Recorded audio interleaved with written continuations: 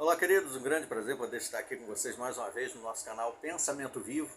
E nós vamos falar um pouquinho aqui, brevemente, a respeito de um exemplo do passado que tem situações positivas e também negativas, ou seja, um exemplo bom e também tem um exemplo ruim, ou lições positivas e negativas que podem nos ajudar, baseado no princípio de Romanos 15, versículo 4, que diz que todas as coisas escritas outrora foram escritas para a nossa instrução, para nos ajudar a obter conhecimento, aumentar a nossa fé e a nossa esperança relacionada ao futuro.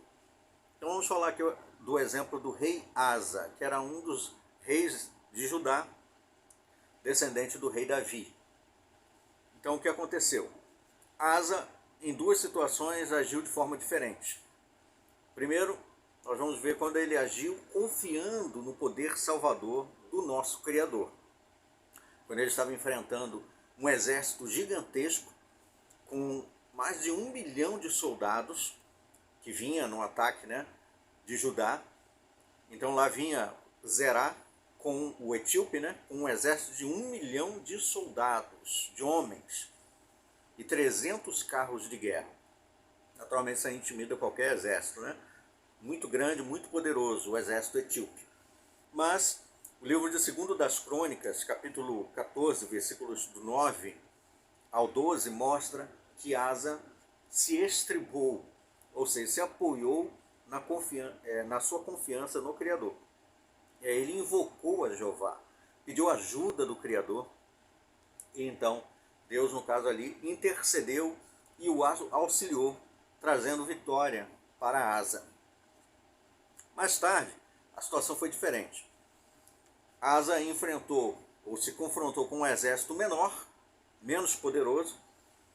Naquela época, a nação de Israel estava dividida em duas tribos. Tinha o reino de Israel, que eram 12 tribos, e o reino de Judá, onde Asa era rei, tinha duas tribos, Judá e Benjamim. O reino de Israel, então, estava atacando o reino de Judá. O rei lá do reino norte, setentrional, lá de Israel, era Baasa. E aí Baasa veio para atacar Judá. Ao invés dele fazer do mesmo jeito que ele tinha feito antes, quando enfrentou os etíopes, pedir ajuda de Jeová, o que ele fez? Pegou os tesouros da casa de Jeová e pagou tributos aos sírios, pedindo ajuda para poder derrotar um exército bem menor. Então ele mostrou falta de confiança ali em Jeová. E isso naturalmente desagradou muito o Criador, que já havia orientado Salomão e muitos outros reis para que eles aumentassem os seus carros de guerra, cavalos de guerra, para que a confiança deles fosse no Criador e não no seu poderio militar, no seu poder bélico. E aí no livro de 2 das Crônicas, no capítulo 16, versículos 7 a 9, o profeta Anani vem repreender o rei Asa sobre isso, dizendo que ele agiu de modo tolo, por não confiar plenamente no poder salvador de Jeová. E aí ele diz que os olhos de Jeová estão por toda a terra, observando, para poder auxiliar os bons e, no caso, trazer justiça, punição àqueles que são maus. Então, muitas vezes, o que acontece? Qual a lição para nós, Às vezes nós temos que tomar decisões difíceis. Muitas vezes, quando a pessoa está enfrentando dificuldades terríveis, aí ela lembra que Deus existe. Ai, meu Deus, aí pede ajuda, ora. Não que seja errado fazer isso, mas muitas vezes nós fazemos isso quando enfrentamos dificuldades muito difíceis, quando nossa vida, numa situação mais grave, está em perigo, ou quando estamos enfrentando situações muito difíceis. Mas e no dia a dia, em decisões mais corriqueiras, mais simples? Será que também agimos da mesma forma?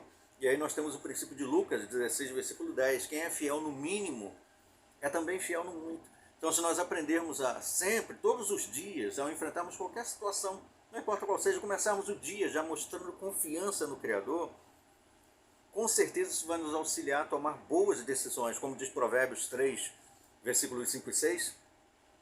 Confie em Jeová de todo o teu coração e não te estribes ou não se apoie no seu próprio entendimento. Nosso entendimento é falho, nós erramos. Muitas vezes agimos pela carne, ou seja, com o coração, baseado em situações ou baseado em critérios humanos.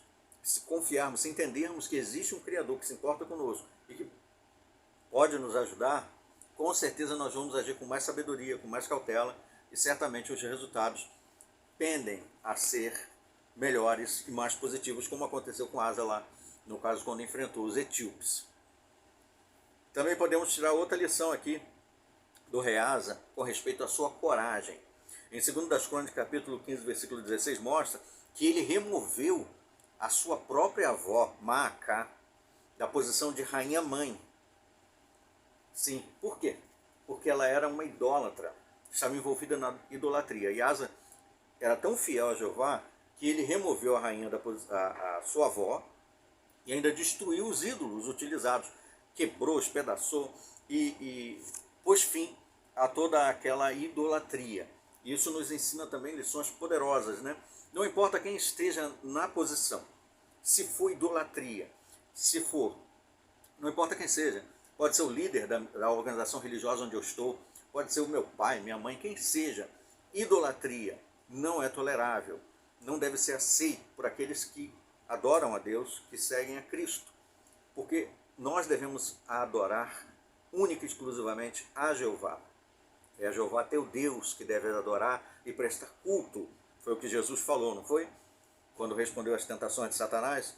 Então, quando qualquer uma organização religiosa, uma liderança religiosa, qualquer coisa, entra no lugar que pertence ao Criador, assim como Asa foi corajoso, nós devemos ter coragem de eliminar essa idolatria e não dar margem a ela, nem aplaudir e nem aceitar.